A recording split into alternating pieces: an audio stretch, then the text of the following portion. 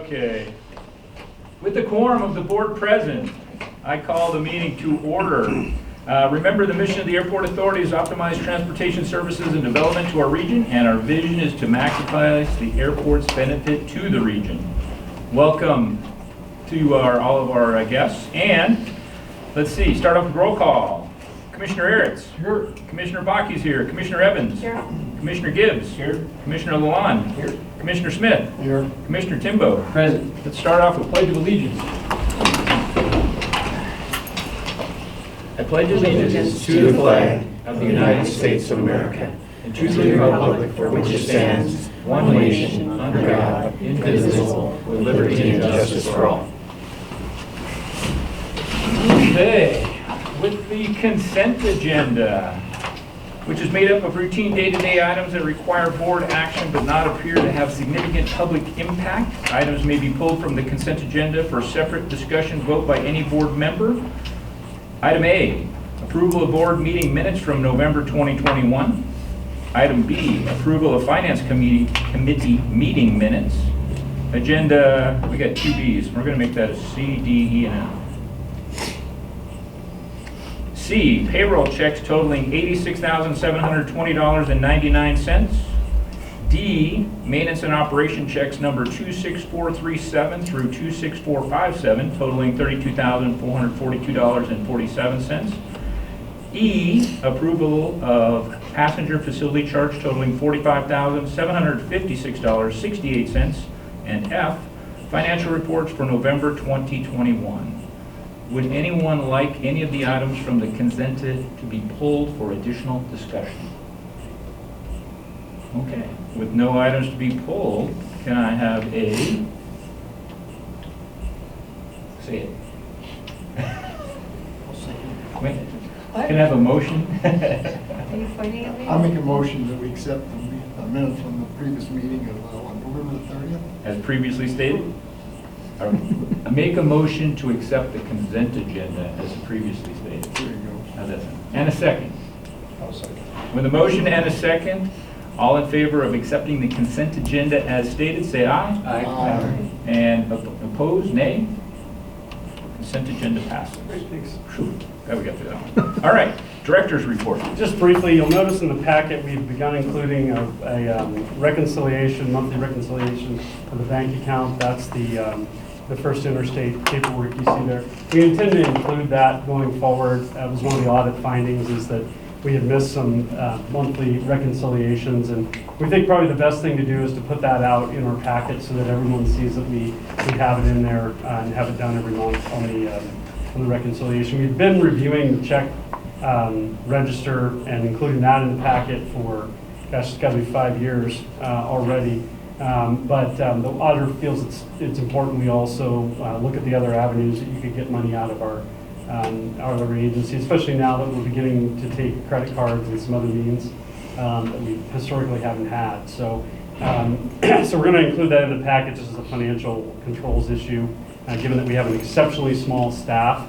Obviously, if two people colluded, we don't have enough management to avoid potential fraud if you had a two or three person involved. So we feel that this provides yet another step that makes it more difficult for someone to withdraw funds from the organization if we're publishing the cash position along with the check register every month. So we'll be doing that going forward.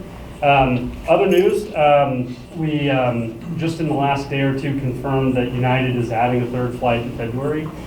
So I think we're in the trough right now of the worst of our schedule reductions. Starting in January, that starts to improve. Alaska goes back to 7 days a week here in about 2-3 weeks. And then by the time, and United has added a number of 70-seaters on our existing 2 flights already. We're already seeing those in the market, but then by the time we get to February, they'll actually have a third flight and then quite a few of those 70-seaters in our market. And so February is the first month where we really start to see net gains from one of our carriers. Overall, it'll still be a reduction in total seats with Minneapolis gone, but we will begin to improve the current situation. So from what we understand, United plans to add some more routes between now and summer. So we're expecting quite a nice increase in our Denver capacity and potentially even some Chicago capacity. We're just sending an incentive letter out to them even today to begin talking about Chicago for next summer. So some potential good news there. Other than that, I'll keep it brief so we can get into the other items. Okay. You don't have to be that brief. I can talk. You got anything important? I think most of the important stuff's on the agenda. Is there anything I'm missing that you guys can think of? Is that a Chicago flight? It looks like we might see some Chicago capacity this summer. We're just now starting to talk about that with United. So hopefully we'll see some. We don't know how much. I wouldn't be surprised if it's very limited for this first year back. But given that Delta now has published their first schedule without Minneapolis, so the Minneapolis flight stopped in the fall, but they had scheduled that already in the schedule, as Vince understands. So now that we've got our first schedule out showing no Minneapolis flights, it comes up as a cancellation in the schedule, but really it's been canceled now for 3 months. So now that we have that in the schedule, it's showing up as a cancellation. We've pointed that out to the United that that might be an opportunity for them to begin to get some of that eastbound flow. They actually passed Delta for the first time last month as our largest carrier, only by 7 passengers. But it is the first time United has ever been our top carrier. So there is a shift in our market with that, and the capacity United's adding in the spring. They will likely be the largest carrier if things kind of sit as they are in the next calendar year, and possibly even in the current fiscal year. And hey, John, in your report last week, you mentioned that Delta was taking over the Salt Lake runs. That's also true. We've been told that's coming here in about 2 weeks, 3 weeks. Are there any positives to that? Yeah. So SkyWest in the prorate flying they were doing is limited to 50-seat jets in the contract, and that goes back to a pilot relations issue. And so, during the pandemic, SkyWest was allowed to be flexible, so we saw some 70s and even occasionally a 90. During that time, but really they can't continue to do that. So it gives us more direct of a relationship with Delta, because now Delta will be directly planning the time, the amount of service, the pricing model. They controlled the through, what's called the through pricing with the prorate formula, which means like anything that connected out of Salt Lake, but they had no control over Salt Lake. And so we saw, as we've reported, a major disruption in the Salt Lake round-trip tickets when SkyWest took that over some time ago. And now that Delta's back on the scene, we expect those things to normalize. So it's a positive step, because they could certainly make whatever schedule change they want now on a dime and say, okay, we have a 90-seat available, we'll put that in Great Falls. And now that we're seeing first-class service pretty regularly on United, I think that would be a logical step with them not having Minneapolis, would be to upgauge to a plane that had first class to Salt Lake. So they haven't made any of those moves in the schedule yet, but it does make it much more likely that it could occur now that we have SkyWest out of the middle man position there.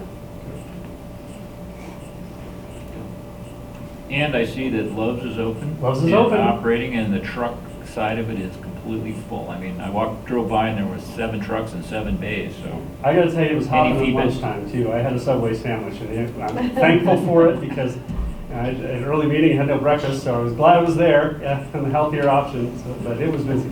The one comment I have about that is there's no traffic control coming out of their parking lot. Yeah. And in the morning, the last 2 days, there's been truckers just pulling out there, and people are slamming on their brakes to keep from hitting them across. We probably need to put some enforcement out there, and just, do some ticketing if we have to.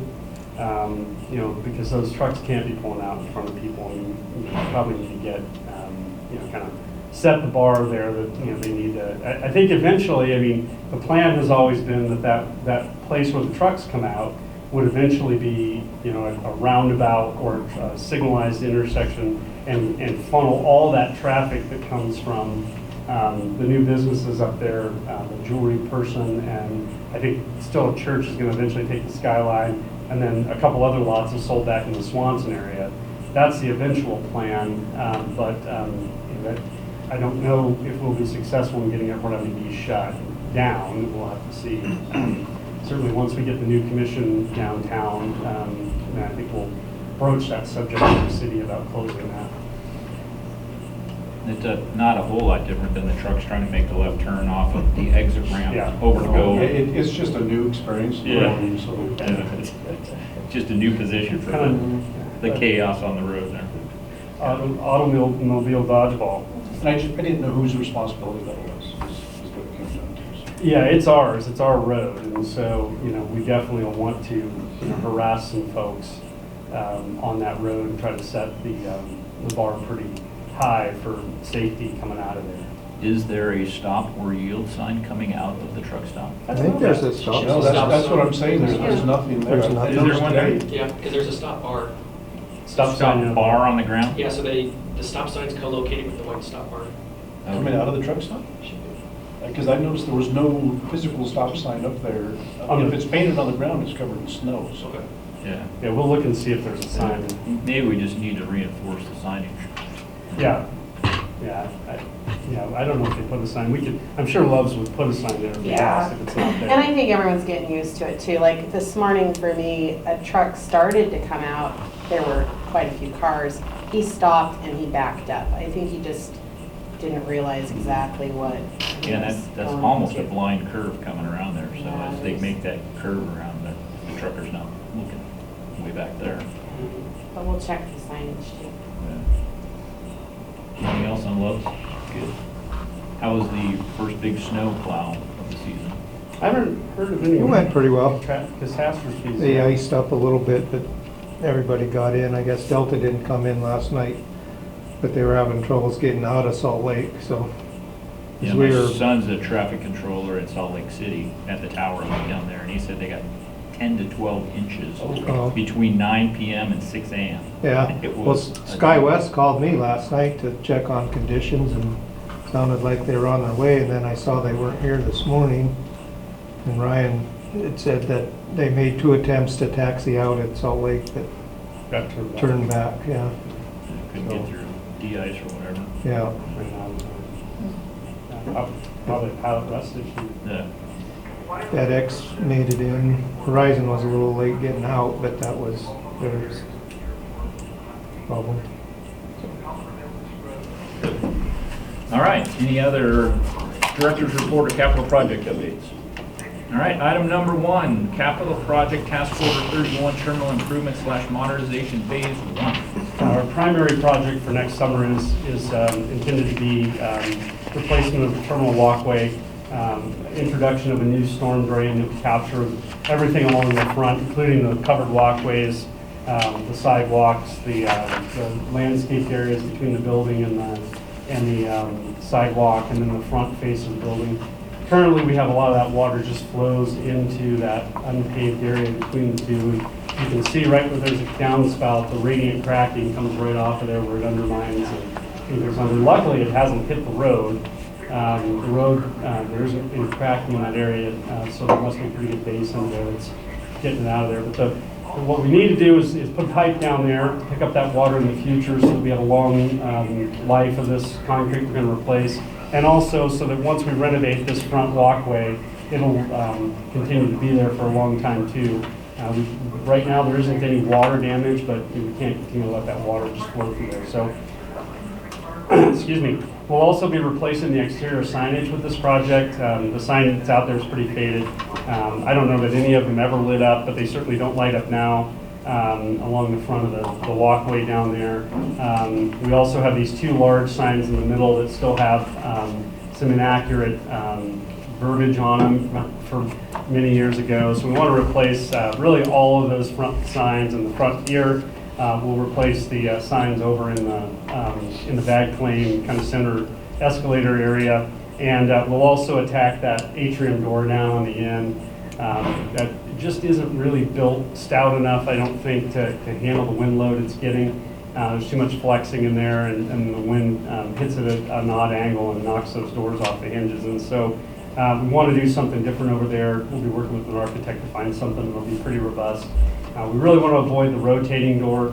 There's just too many injuries in those. They are effective for that kind of a use, but there's just a lot of injuries in those. Whether you go with the automated ones that just can rotate, or you go with the ones where you have to push them, in both cases, people get hurt in them. And so we really think a better solution is to kind of come into the building a little bit and put the main door in there, and then build some switchbacks in front of that area where the door is now, with a little bit fuller of a wind screen to kind of break up the wind. And so we'll be taking that on this summer too, and then we'll replace all that carpet, since we'll be disrupting a lot of the carpet that is in that area with this project in the atrium. We'll pull the rest of that carpet out. Currently, we're figuring we'll probably take the carpet up that's around the main bag claim area, and go back to terrazzo in that area, so we'll polish that back up.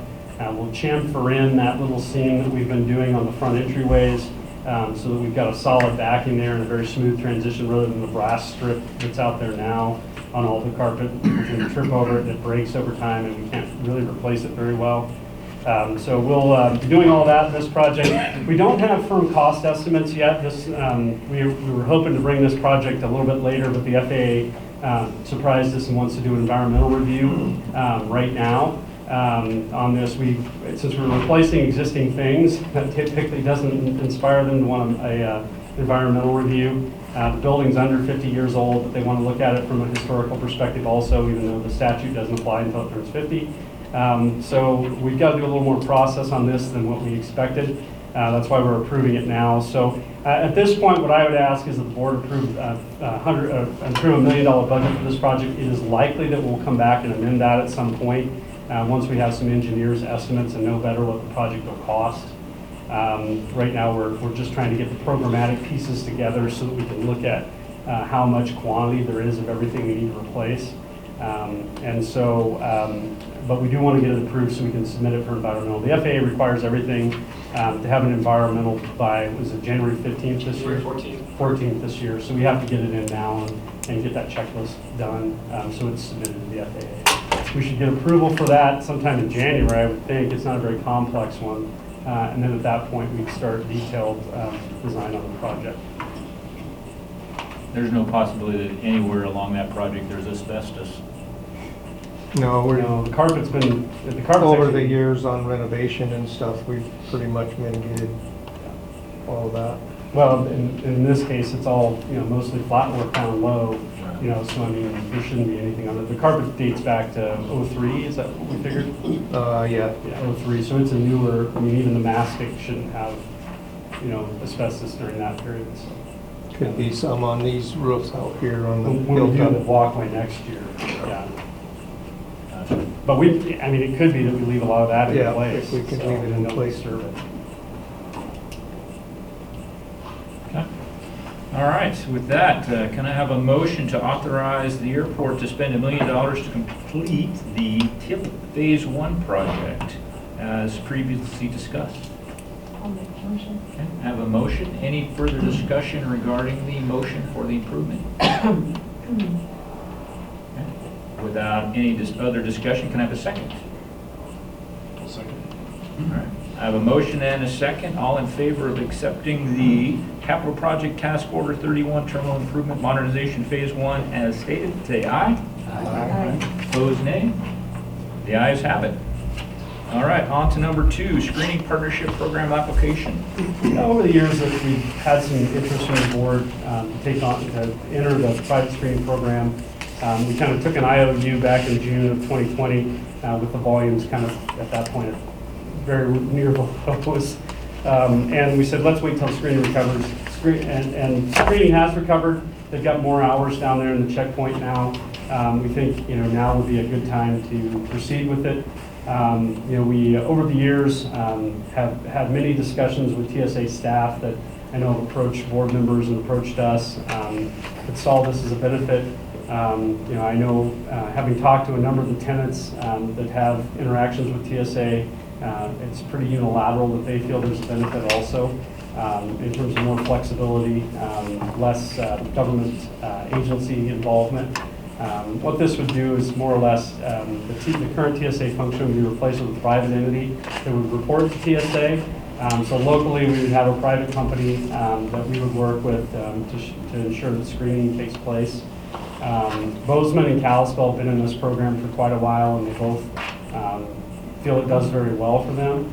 Butte was in the program temporarily, came out of the program. They didn't feel that it really helped much for them. They only have those 3 flights a day, and so I think that is definitely part of the problem. Finding different people to work that schedule probably was a difficult thing to do, and so they ended up with pretty much the same situation, but just a private company. And they felt that the employees were less happy being employed by the private company because they felt like they got better, whatever gadgets, benefits, and other things with TSA. So they actually went back. So it's not unilaterally seen as the best thing to do. Most of the airports have entered the program. It's been because they wanted to improve customer service.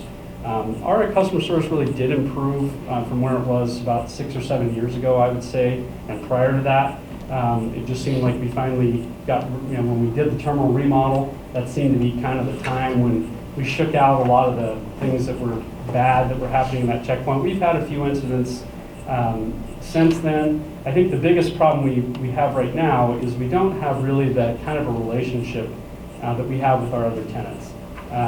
TSA, they are a government agency, and so I think, just for example, in the last week, that they had some ants in their trash, so they reported us to the GSA. So we have someone in Maryland tracking us down over ants in the trash can. It's these types of things, and one of the tenants I think put it best, downstairs, and just said, it seems like there's more rules than common sense. And I think that can happen when you're dealing with a government agency because they're serving many masters. I mean, they've got folks back in DC that they're trying to keep happy, and folks in buildings are trying to keep happy, and this, that, and the other thing. And so I think that does lend to a very rulesy type of approach to everything, which hasn't been advantageous. When I look at it over the last 5 or 6 years, as we transitioned the public part or the parking lot over there, we had a big melee over that, and as we tried to get them moved, we had a big melee over that, and I think having that private entity in there would be advantageous, and so as I really sat down and talked to a few people in the last couple of months, and even prior to that, past conversations that I've had with TSA employees and ex-TSA employees, I think the general consensus is you would probably end up with a more flexible workforce. That it gives them a little bit better incentive, to build the shifts they want to have rather than what the government wants them to have. Probably a little bit better customer service orientation, a little bit closer to what us being able to provide some feedback into that screening process and what it should look like and how people should be treated. I think those are the main benefits. It's mostly the soft skills, not necessarily the hard skills. I think in nearly 2 decades of private screening, it's proven to be a pretty safe way to screen checkpoints, very comparable to what TSA does. So from a safety perspective, their safety record has been really good. There are certainly checkpoints of both kinds that fail audits, that let things through they're not supposed to let through. But I do think it's a very safe way to operate the checkpoint. So I wouldn't say that's necessarily the issue. I would say it would be an opportunity for us to have a slightly better relationship with the folks that are providing our screening. Are you going to have to hire any more No. enforcement officers? No. So so TSA manages the contract. They would put someone in place within 120 days, at least name the company and have a plan to go forward within 120 days. And they would have the primary responsibility for approving the screening process. So they would be following the same rules that TSA follows. They would have the same requirements that TSA employees have in terms of training. But the private company would be doing the actual scheduling of the people. So we wouldn't do any of the hiring. All of the existing employees are initially transferred over. That's how it works. And then the private company can determine, from that point on, how best to staff the checkpoint going forward. GSA picks the company that gets assigned to your airport? Yes, and they have to be a qualified company. More than likely, we would end up with the same company that exists in Bozeman and Kalispell. And that would allow some sharing of staff between those locations during peak times and that type of thing. So there is some advantage to that. Which is probably bad, because we'll probably be less demand than down in Bozeman. They've got a line, I had to go out of there to go to Germany. I kid you not, it was a line that was at least 30 back and forth zigzags to get through TSA. Of course, when we walked in, there was nobody there, but there was a big, long potential line. Yeah, and we've seen some big lines too. I mean, I think in the last couple of months, what would you say the longest lines have been? I mean, they've been out there for a solid hour. How, people aren't waiting an hour, but I mean, we've had sustained lines. Everyone is having problems with staffing. The TSA, private guys. Bozeman's particularly bad. If you've been spent any time down there, it's hard to find a restaurant that's open past 5 p.m. Even the chains, they can't keep them open.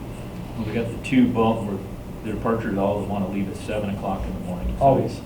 Everybody's leaving then, and then everybody turns to a 1 o'clock, or close to 1 o'clock departure. So if you're in one of those two, it's busy time. Does this allow for the pre-check? Yeah, the checkpoint would operate the same equipment. All of that would be the same. It would just simply be a change in who is staffing the checkpoint. And literally, the only way you can tell the difference is the uniform is different if they were, the blue TSA one, it's brown and yellow or something. It looks a little bit different. The lease for the office space, who controls that? Would that be the new contractor or TSA maintain that? The new contractor would have the option to take that space. When you say apply, is there a criteria and they can turn you down? Yeah. The criteria, the application is literally 2 pages, and most of it's just what's the address and what's your name. And there is an optional box at the bottom that says why you're applying, which I don't plan to provide a lot of detail in there. I think, it's something, like I said, that, I think the board's been debating this the entire time I've been here. We've tried several times to, make improvements, and we have made some improvements, but I think, in talking to everyone, including some of the TSA past employees, it really has never been able, everybody just comes back to the same thing. You're dealing with a government agency, and they're tough to deal with as an employee, they're tough to deal with as a partner, all those things. And I think this would, would kind of provide that squishy Oreo center between, government agency airport and government agency TSA, that would really take some of the friction out of the system in terms of ants in the trash can.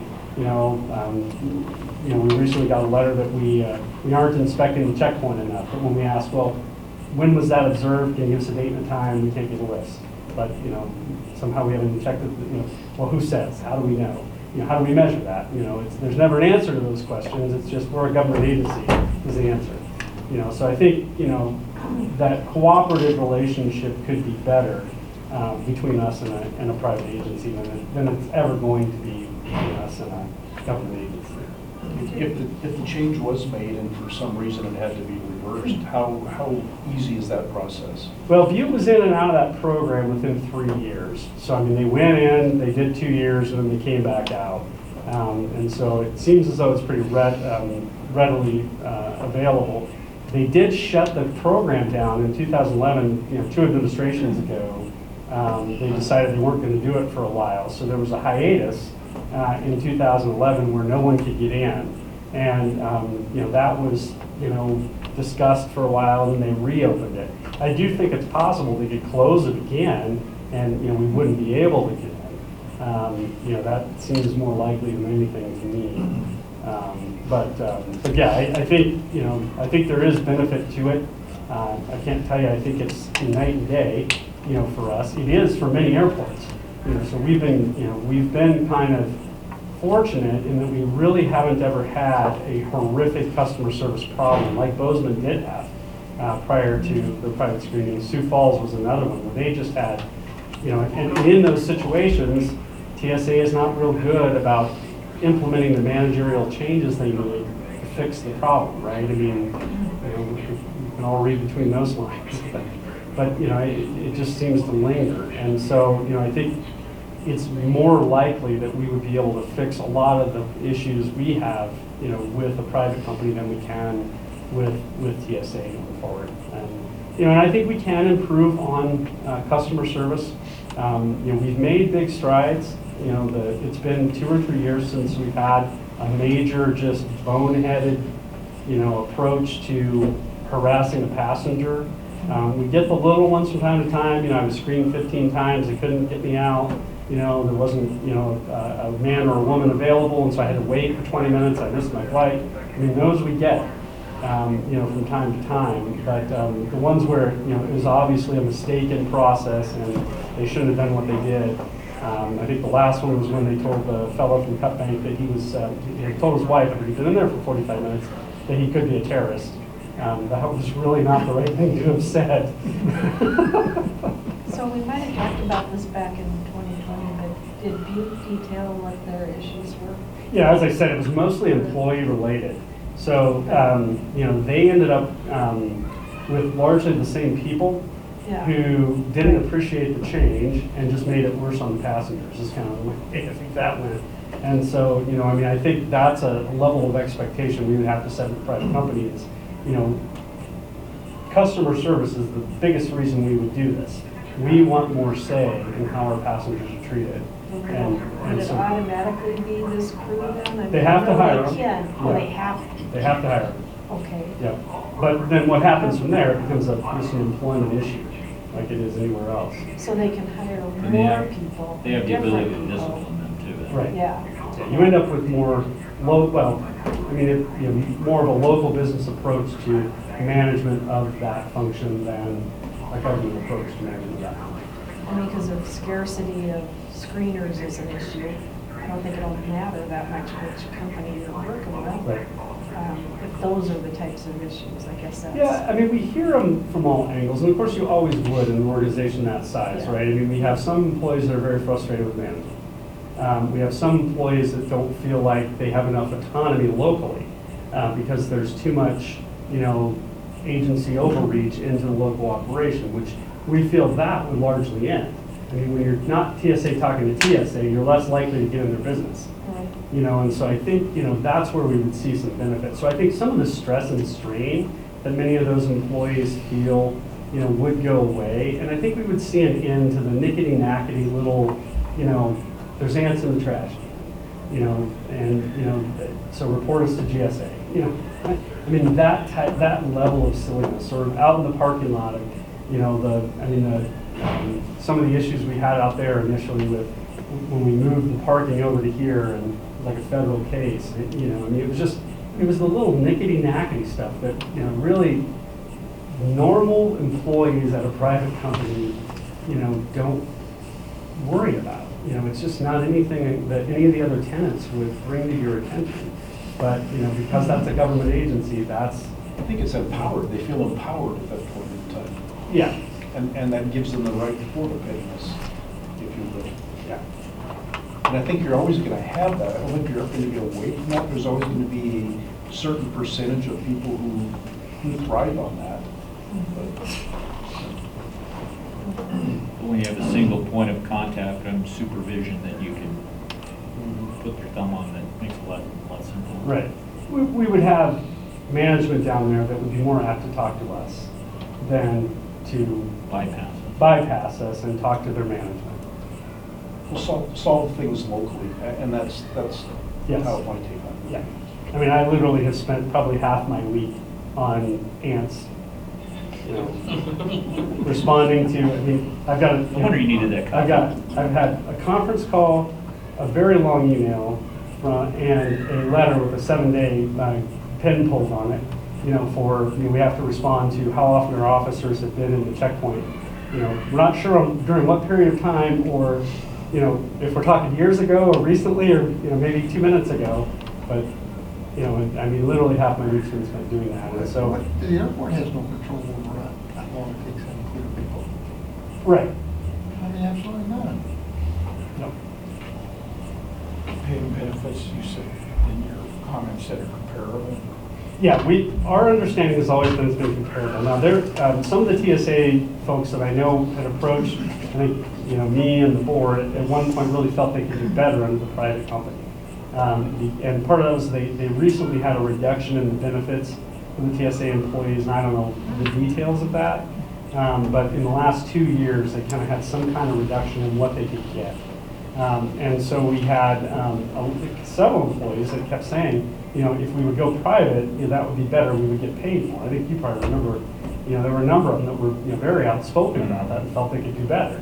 I think, Bozeman, from what I understand, is one of the higher paid screening checkpoints in the country. So, in the state, and that's partially because of the market down there. So I think it's difficult to translate that directly to us, but certainly they're competitive, is what I would say. And so Butte felt the other way. Their employees down there felt that they were doing worse on the private side, and that may have something to do with the fact they only have 3 flights a day. That checkpoint just isn't open a ton, and I don't know much about the employment market of Butte. My understanding is they're one of the few counties that has grown as slow as we have, and I think economically, in terms of unemployment, household income, and that stuff, they might even trail us, which is saying something for Montana, because we're, Bozeman and Glacier are way up there. We get a chance to sort of confirm that before there's a final decision. No, we won't get to, intercede in the private company's pay at all. Yep. These employees will still go through a government security check. Yep, they'll be checkpointed just like FedEx does or an Alaska employee does, and they all have to go through the same, screening. Vetting process. Have you actually talked to any of the employees down there about the change? About the TSA employees? Have you actually? Yeah, the couple I've talked to, they feel indifferent. I mean, they understand there's a problem in communication. They don't feel like they're given much autonomy here to manage their business. And I think that's partially because they have TSA, and they're sandwiched between TSA management local, TSA management there. There's it's overshadowing. I think a private company would do a better job of managing that and handling those relationships than a government agency. That's what you're hearing from the other airports. What's that? That's what you're hearing. Oh, Bozeman is thrilled. So is Kalispell. I mean, every time I've talked to them, and I've talked to them multiple times over the years, they all, would never consider anything different. Do they still wear the TSA uniform? No. Or is it changed? No, they'll wear a company uniform then. It looks like a sheriff's uniform for lack of. Black and white? It looks official. Just, it's not the same as the blue TSA one. Okay. All right, with that, can I have a motion to authorize the airport to apply for the screening partnership program? I'll make a motion. Okay. Any further discussion on the screening partnership program? One question, sorry. Do you have any idea how the traveling public feels about that? They've existed at a lot of airports at this point. I've never once heard anyone say the difference. I mean, you end up with both sides of it. I think people would initially would have said, well, TSA is, the gold standard, and we would want TSA. But now, I mean, here we come with all the memes of thousands standing around, right? I mean, we've all heard that one, and unfortunately, some of those big misses have been, at TSA airports. I mean, one where they had the screener unplugged for like 4 hours in Seattle, and people were passing through, they've successfully smuggled all kinds of stuff through TSA checkpoints, down, in some of these other airports that have made the news. And so, I think both sides of that perception are out there. I don't know that we can accurately play the game, the odds of whether the public feels more secure or less secure, with a private screening company.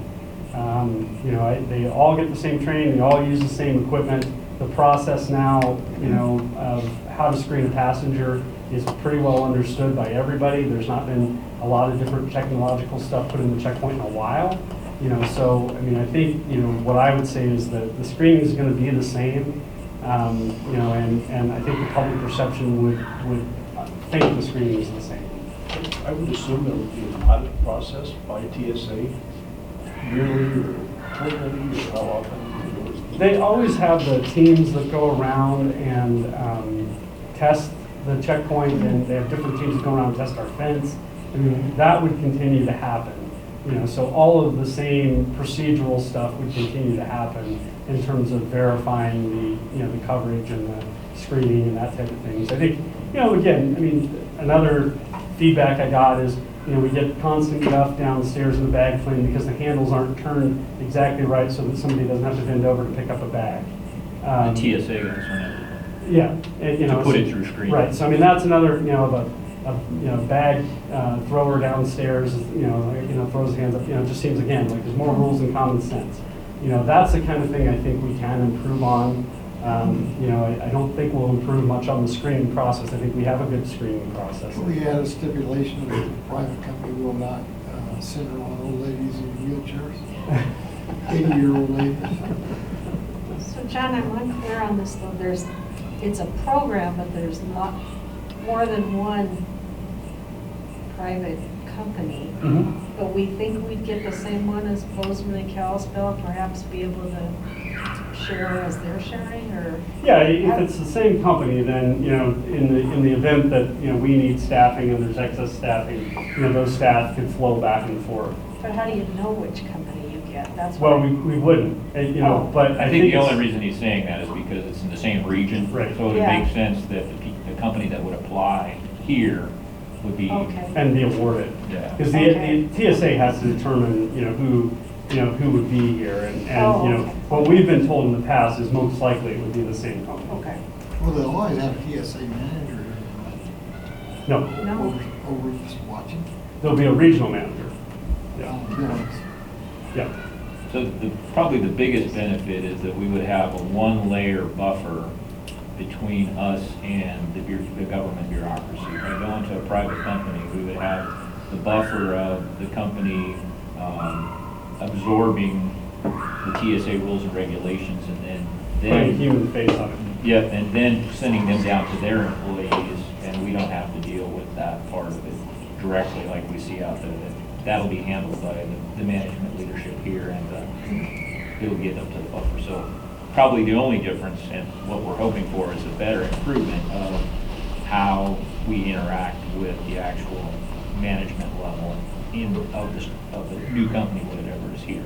Well, and I think it gives us more control too, or, you know, to talk to that management company about, hey, you know, this incident happened, you know, we need to find a way to do that differently. I mean, when we say that now, it just disappears into the nexus. You know, we don't ever get a response, we don't ever get an apology, we don't ever get a, you know, nothing, you know, and you know, and because we don't have a lot of control over those people going through TSA, it really leaves us out of the process. You know, I believe by going forward, and this is really what you've seen at the airports that have had big problems, you know, that we'll be able to say to that management company, look, you know, I mean, we've got to find a different way to communicate with our passengers. It isn't, you know, it isn't this guy's been stuck in the checkpoint for an hour and his wife comes back and you say, well, we have to keep him there. He could be a terrorist. That's, you know, no one should ever say that. And unfortunately, this person was an ethnic minority, and it immediately became a racial situation. You know, we've got to find a better way to communicate, and I feel like if it's not that TSA embroidered badge on their chest, that immediately is gonna reduce the tension level of some of those situations. In the same way that, you know, when, you know, we have a shouting match, you know, between a customer and the airline ticket counter, it's not always best practice to send a gun-toting policeman up to that counter to confront the person. You know, that's not always what I want my policeman to do, because in some cases that does nothing but escalate it. You know, so I mean, I think, you know, we're putting that buffer really between everyone that's touching that agency. And what I'm hearing from talking to those that touch the agency is everyone feels unilaterally the same. You're dealing with a government agency. It's like inviting an IRS agent to live in your home. You know, there just isn't any other way to deal with that other than, you know, through their many processes. They feel that they're supposed to report something daily. They're supposed to report this because they have a GSA. The ant problem should go to GSA, not to our janitor or to Rod. You know, or you know, I mean, you know, that's kind of what the natural tendency is. I think we can break that for the airlines downstairs when they're dealing with bag screening, for the passengers in the checkpoint when they're detained, and, you know, and for ourselves in terms of, you know, how we implement, you know, screening in our airport and security in our airport. I think we can, you know, break that cycle and put a more human face on it by doing this. That said, I mean, I'm not telling you it's the end of the world. I mean, it's come up a number of times through the board, dating back 10 or 12 years. You know, in June we took an IOU on it, and we thought it would be important to bring this back, while we still have the same board in place and make that determination, because I do think this is a good time to do it. Volumes are down enough, the 120 days would give us a perfect opportunity to make this transition during a time we would never likely see again, where we do have less flights and time to train people up and get the process in place. And right before we take on a new baggage program that's going to change the entirety of downstairs and give the new screener an opportunity to reduce staffing in that area and increase presence in the checkpoint. And so my feeling is that staffing model with a private agency will give us even more flexibility upstairs to implement changes that get the line moving quicker. Certainly we have a good screening process now. Things are safe. We're processing people. The customer service has vastly improved over the last 10 years, I think. We can continue to do what we're doing. Question for you. Would any of these changes impact the Customs and Border Patrol on the north end of your hill? No, they're a different head of the same agency. Okay. Good question. Any other thoughts, concerns? I mean, just like you did, I don't see any reason why we shouldn't give it a try. And if we like what we see and things smooth out, then we made it. If we hate it, we can always Pull the plug, come back. I'll make the airport room better, right? What's that? I mean, here, a guy goes to the back room 3 times in 3 months. I hear your pain. I looked and laughed at him, back room. Excellent. Okay, any other discussion? Okay, no further discussion. Can I have a second? I have a motion and a second. No further discussion. All in favor of authorizing the airport to apply for the screening partnership program, say aye. Aye. Aye. Opposed, say nay. Okay, where are we at? I lost my page. There we go. Okay, one last most important thing that we need to cover is a very important thank you to Ms. Evans. Your official final meeting. This is? Final work meeting, a possibility that the county's gonna make you stay for a couple more until you have a I already replacement. know it's not true. Good. I checked it out. All right, so this is your official final last meeting. This should be it, and I got my wish. Love's is open, so I can actually have a cup of coffee as I move forward. There you go. I've said that for years. I just want to say thank you very much for all the time and energy that you've spent with the board. You've been a rock for me and making sure that anytime I go off on a tangent, that you reel me back in, and I appreciate all of the wisdom you've had for 9 years of 9 years. experience here. So we certainly appreciate everything you've done, and I'd like to open up the floor if anybody else has any comments about the things No that Deb comments. No I know where you're gonna go, don't do it. That's No. right. Well, I'd just like I had to to give you that time. echo what Vince said. I really appreciate everything you've done for us and the staff on the board. You've been on there through thick and thin. We've seen tremendous change. A little bit in of that turbulence timeframe. along the way. I wish we were more on the upswing, before you left. But I know you're always someone in the community I can call on for good advice. And I really appreciate having you all this time. I'll quit sending you articles all the time. No, keep sending them. You sent good ones. You're one of the few that Forum still to does meet that. Huh? Is it Fordham to meet you? Oh, well, they seem to be an increasing number of relevant articles right now, so. So we'll have plenty more time tonight. You're going to be around for the party to I am. have a beer and say more good things about you. But Oh, well, I probably won't close the party down. so. There you go. I have a busy day tomorrow coming up, but yeah. Very good. Of course. Thank you very much. You're welcome, thank you. Absolutely. Okay, with that, the Airport Board Authority comments. Commissioner Gibbs, Commissioner Lalonde. I'd like to be I- here. Probably need a ballast in there. Got the Christmas spirit. Oh. Flicker vertigo. Commissioner Timbo. I've got a couple of things. On the audit, Finance Committee met, Oh. and we've got a material weakness again. Okay, and it's the same one as that we negotiated down to a non-material weakness. Are we looking at that? I was just curious how many just so everybody knows, the finding was we had they had a lot of correcting year-end audit adjustments that Right. they use. They had the same finding the year before, not necessarily the same adjustments, I don't know, but the same gist of it. They started out in their draft with a material weakness. It's in here now as a material weakness. I don't know if that was discussed with the finance committee or not, but last time we talked further, got the partner involved, and got it down to a. Yeah, I think we're gonna have to have the same conversation again. I mean, you know, it is different entries this time. We need to get the capital projects figured out. I mean, that was something that has been a long-term problem. I know that was some of their adjusting entries on the depreciation side. We need to replace that database. There was the CATS reference that they have in there that, it's called CATS, but it's not in the audit that way. What are they? The FAA database. Oh, that's the other finding. The material weakness finding was related to the bank reconciliations, Oh, bank reconciliations, which yeah. we're correcting with including that in the documentation from now on in the monthly board packets. But our bank wasn't right, our cash and bank balance was wrong, that we, at the end of the year, they had to adjust the cash. So the issue was that the bank had not been reconciled. Yeah, for we the weren't fiscal year reconciling 21. monthly on the actual bank statements.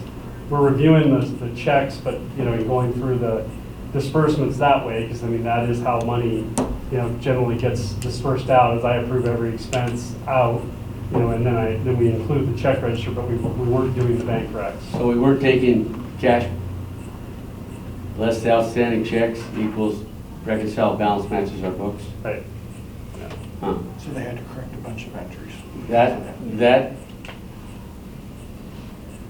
is an issue. Yeah. That might be tough to Yeah. talk out. The reason I bring that up is it's a fairly big deal for 2 years that we're not a low-risk auditee. Takes 2 full years of no findings, of no material findings, to get back to a low-risk auditee. So if we fall to that, non-low risk auditee is how they refer to it. It's not high risk, but it's a non-low risk. Then they will have to audit more because they have a certain percentage threshold of federal dollars they have to audit, which increases when you're not The sample. a low risk auditee. So that can affect your audit price. It's something we should look at. I didn't realize it was something like cash and bank, because that's pretty basic. That's not forgot to carry the one, or we just missed something, which happens when you're auditing numbers. But that's a little more systemic if we weren't doing that. Have we never done that, or? I don't know, was it, So I guess to comment on that, before QuickBooks and Black Mountain, all of the reconciliations were done by hand or in an Excel sheet.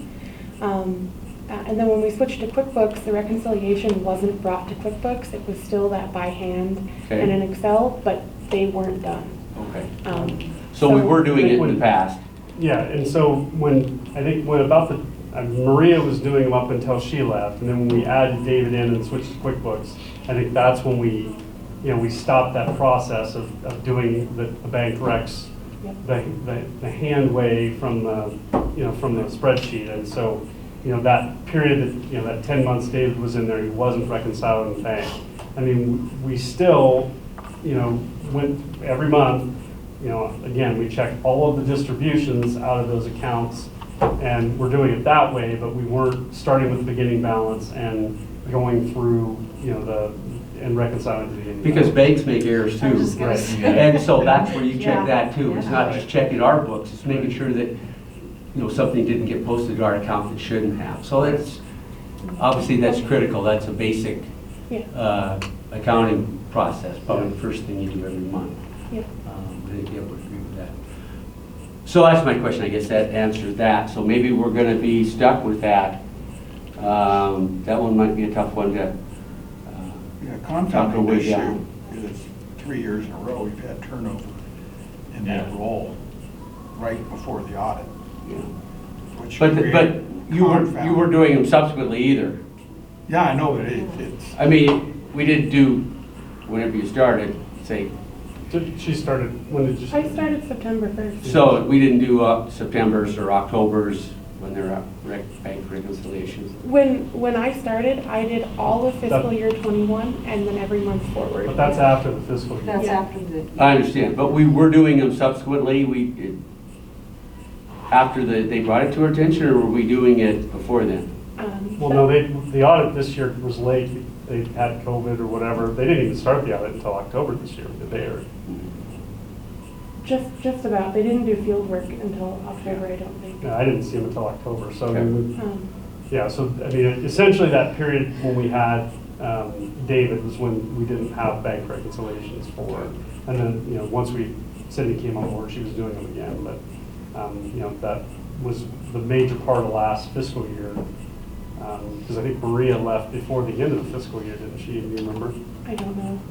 That's what I was thinking, but. Yeah, I think she left in June of the year prior. One thing making. No, that's good, Todd, thanks for bringing that up, because, you know, that's obviously a very big deal that we need to make sure, and I think we understand it, and it will get fixed, so that with continuity, the next couple of years will be clean, and we'll get back into the approved status, but that's Well, and then we important can- for us to know the ramifications of mucking that up, for lack of a better term. Well, and that's why, you know, we want to include it in the monthly report, or in the monthly, with the monthly checks, is that way we have all that financial information on a regularly updated schedule with the financial reports, and the check register and reconciliation would all be updated every month. So we have it on a reporting schedule.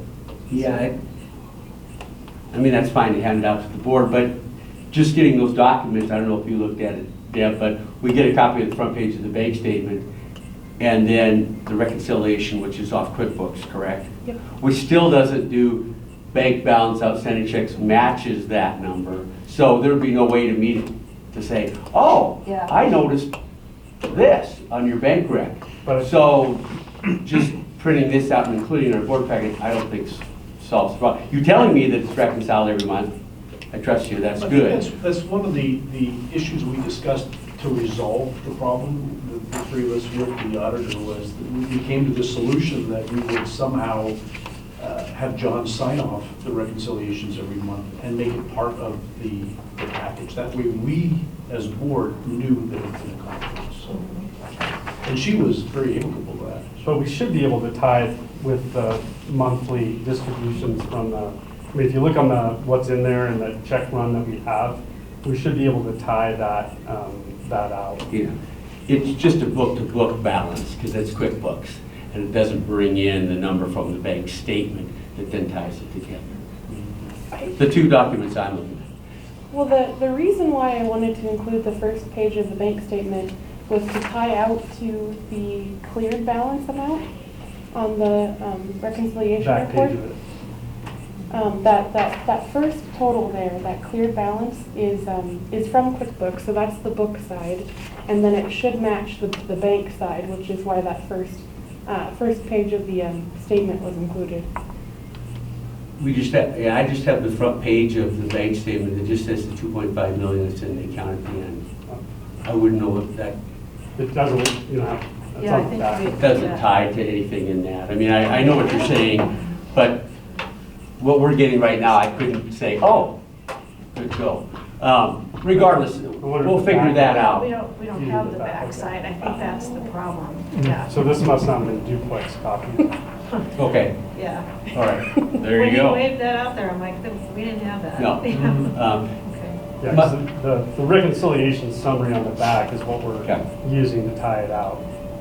The last thing, just as an inquiry, do we use a sweep account to invest? I mean, I saw the 2.5 million in our checking account. Now, obviously, you get $1 every month, you know, in investment interest, but those things are gonna change going forward. We're gonna start making more money. Is there a sweep mechanism where we, you know, I'm talking about with a sweep where it's invested every night?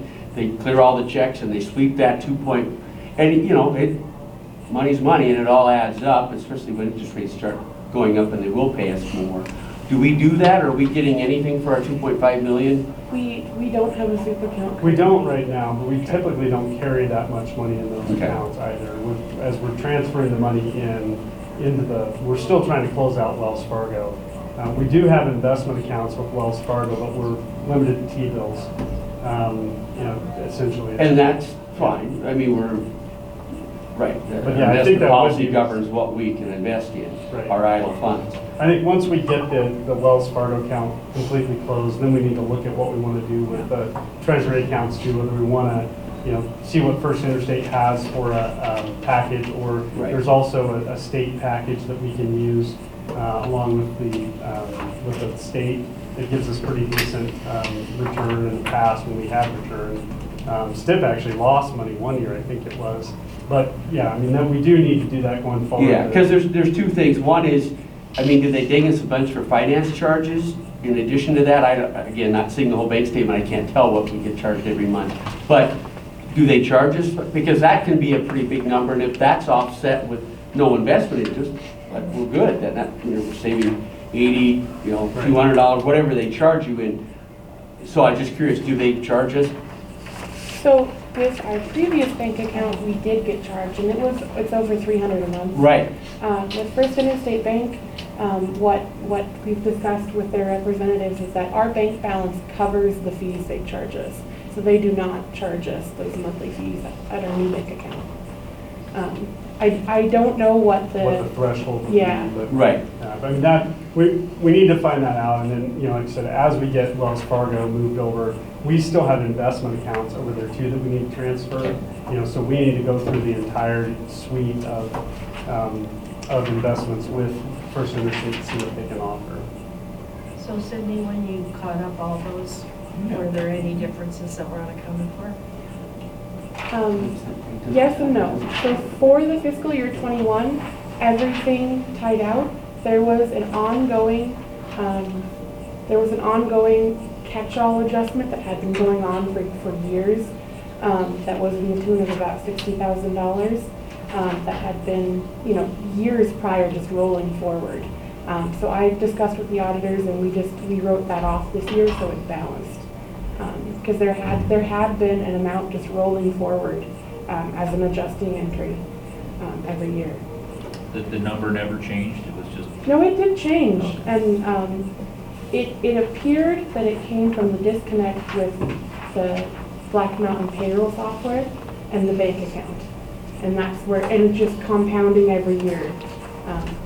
But going forward, there is no adjustment like that. It all clears now. And the other thing, you probably saw, we're writing off a lot of historic accounts receivable in this year also. Yeah. There's been, I think back to it looks like the bankruptcy periods after 9/11, there's quite a bit of old debt that is likely uncollectible. So we'll have some of that written off this year. We'll probably write some off next year too, to try and clean up some of these as we're moving them now into QuickBooks, some of these accounts and trying to get rid of some of that historic stuff that's on those books. Wouldn't we want to just try to do all that in 1 year and get it caught up? I mean, I think, what was the discussion around that? So for fiscal year 21, we wrote off $250,000, and that was the adjustment to bad debt expense. And then we have the option to write off as we want the actual accounts to the liability account, and it won't hit the profit and loss because it's already been expensed in fiscal year 21. It's just up to our discretion to time that however we want to write those off, but they've basically already been written off. They just haven't been cleared out of the book. Yeah. Been expense. Yeah. No, they've been expensed. But they were in bad debts. They were still sitting on there as an asset, or what? So when we do go through and clear those out, we'll hit the liability account that we have generated with this $250,000 write-off in fiscal year 21, and it won't hit the 22 profit and loss as an expense because it's already been expensed. That was one of the things that David had worked on quite a bit last year, was to try and determine where those billings originated, and I know he spent quite a few hours, and they're old enough that we can't find any support for how they've been invoiced, or really even certainty as to which airline they belong to. But I suspect it's probably when the consolidations happened, Delta, Northwest, and United, with US Airways, you know. I mean, Continental. more than- Well, you're right, Continental, you know, more than a decade ago. And so, I mean, we had, you know, quite a bit of that on the books too that we, you know, been trying to work through the last couple of years. So.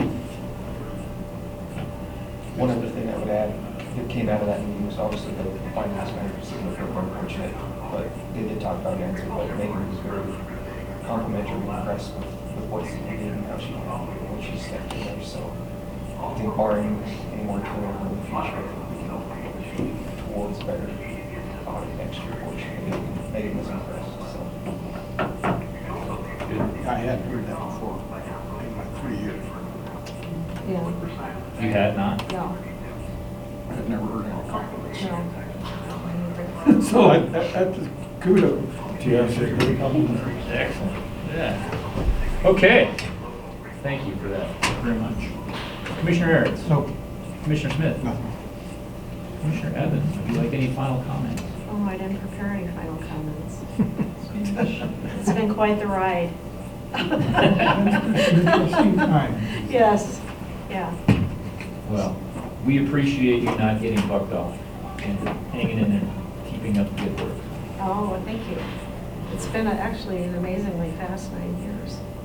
Especially for somebody that likes to travel to Europe all the time. To learn the inner workings of the airport environment along the way. Yeah, that's true. That is true. All right, very good. Any additional public comments? All right, with no further business to come before the board, I declare this meeting adjourned. Thank you guys for all your good inputs. Okay, so straighten me out. When does the party actually start? Do you know what time we? They put 4:30 on there, but I Yeah. think that was because she told me that we have 13 or 15 kids coming.